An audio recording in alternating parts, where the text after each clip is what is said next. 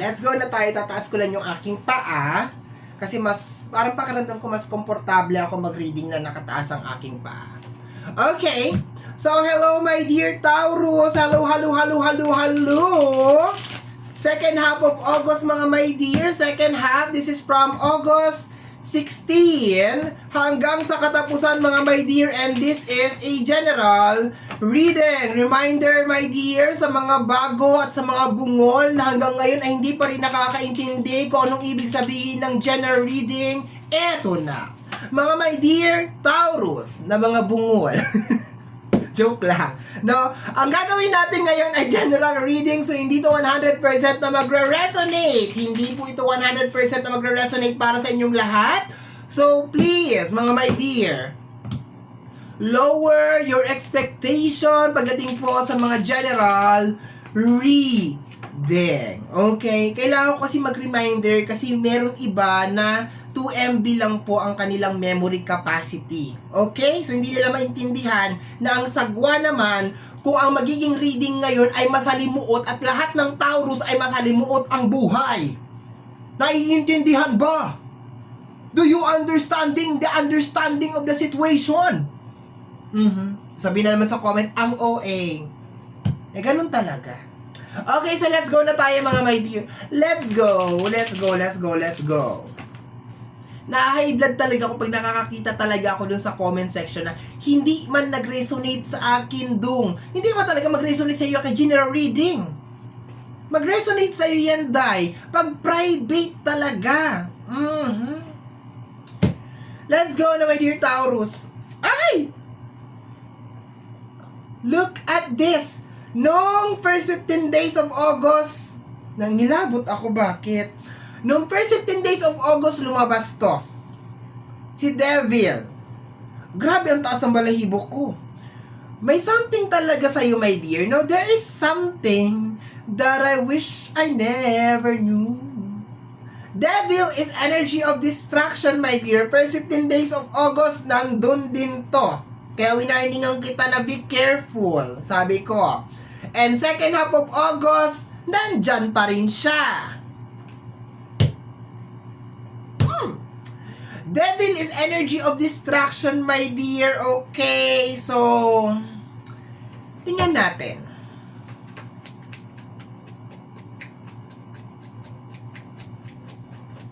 So kung lately parang nararamdaman mo na parang wala ka sa mood, nararamdaman mo na parang ang hirap-hirap kumilos, kung lately nararamdaman mo na parang sobrang foggy ng iyong isipan, parang wala ka sa sarili mo, at puro negative lang ang pumapasok sa iyong isipan, my dear, kasalanan yan ni Devil.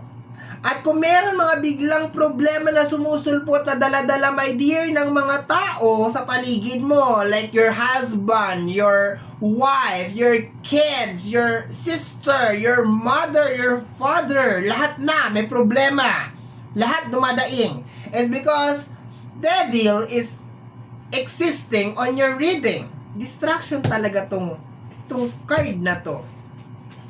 Tingnan natin, my dear. Lately, may mga tao na gusto kang i-trigger. Gusto kang magalit. Devil energy. Let's go. Kasama ng ating Devil is Taurus. Second half of August is the 6 of Cups. Energy ng past. Oh. Warning mga my dear. Warning. Baka meron kang mga old habit. Old habit na magbabalik sa second half of August. Okay? Old habit. Ano yan? Posibleng bisyo. Posibleng tao. Okay, be careful. Something na old ang magbabalik. Talagang dudurugin ka nito, my dear. Hindi ka talaga nito pababangunin, my dear, ha? Dudurugin ka nito. Okay, warning tayo dito, my dear, ha? Posibleng tao to from the past ang babalik or old habit. Okay? Old habit or old na bisyo. Okay? Bantay ka talaga sa akin, Dong. Tumigil ka dyan. Matino na ang buhay mo. Huwag kang kumuha ng batay, pukpok mo sa ulo mo. Let's go. Next energy is, bihis na bihis. The Page of Wands. Talaga pinaghandaan mo pa talaga. Mag-uumpisa ka ng isang bagay, my dear, pag-isipan mo na mabuti, okay? Kung mag-uumpisa ka ng relationship, pag-isipan mo muna na mabuti. Kung galing to sa past na tao, pag-isipan mo muna ng mabuti. Kung pupunta ka sa isang lugar, pag-isipan mo, my dear, this is something na uumpisahan mo, no? Something na uumpisahan mo. Marami sa inyo, oh my gulay, may ilaw na. Ang mag-uumpisa ng, titingnan natin, my dear, iba yung nasa isip ko. Nagigets mo yung naiisip ko? O, sayang dalawa na lang yon. Iba yung nasa isip ko. Okay, let me see. My dear, the Seven of Wands. Paglabanan mo to, my dear, ha? Marami ang temptasyon na susulpot sa'yo, my dear, sa second half of August. Posibleng may mga tao na magbabalik galing sa past. Posible din, my dear, na baka meron kang mga unhealthy habit connected sa energy ng bisyo, my dear. Okay, ang magbabalik. Paglabanan mo siya, my dear. Paglabanan mo siya. Hindi ko sinasuggest na mag-entertain ka ng old na tao, my dear. Especially kung meron kayong something. Okay, it really doesn't matter kung friends with benefits or something, it's not good. Kung ex mo, ex-boyfriend, ex-husband, is not advisable. Okay? It's not advisable, my dear. Paglabanan mo siya, my dear, sa energy ng Seven of Wands. At kung nai-stress ka, nga dipunggol ka, magpamasahe ka na lang, hindi yung kung ano-ano namang kapraningan na pumapasok sa utak mo. Diyos ko, ang Taurus talaga, pag na-stress talaga kung ano-anong ginagawa. My dear, ito may lumalabas dito, ano to? The Five of Wands, my dear, may gustong sumira sa'yo, my dear. May gustong sumira sa'yo. At nandyan pa rin siya, my dear. Ang hirap dito, parang nag-recruit pa yata. Parami sila ng paramiday. Okay? Basta, just be aware na meron mga tao na parang papasok sa buhay mo or gustong bumalik sa buhay mo, posibleng energy ng past, my dear. Sisirain ka, my dear, hindi sila nagsasayawan dyan. Mukha lang silang masaya dyan, my dear, pero hindi sila nagsasayawan dyan. At ang partner niya, my dear, is yung Devil at saka yung Six of Cups. So, ibig sabihin, my dear, isang tao na dati mong nakaalitan or nakaaway ang magkukrus ang landas ninyo, my dear. Energy ng Taurus na naman. Energy ng Aries, Leo, and Sagittarius. Energy ng Scorpio. Water sign. Cancer, Scorpio, and Pisces. Okay, nandun lang muna. For now, nandun lang yung energy. Pero welcome naman yung iba kung gusto nilang pumasok. Ay, di pala. Okay, huwag mo pa silang papasukin. Okay, let's go. Next. Wag na mag-recruit. Okay na to. Okay na tong 6 na zodiac sign na to. Aries, Leo, Sagittarius, Cancer, Scorpio, and Pisces. Okay na yan. Wag ka na mag-recruit. Okay, tingnan natin, my dear Taurus.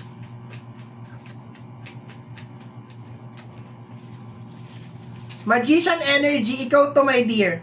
Okay? Target kanila today.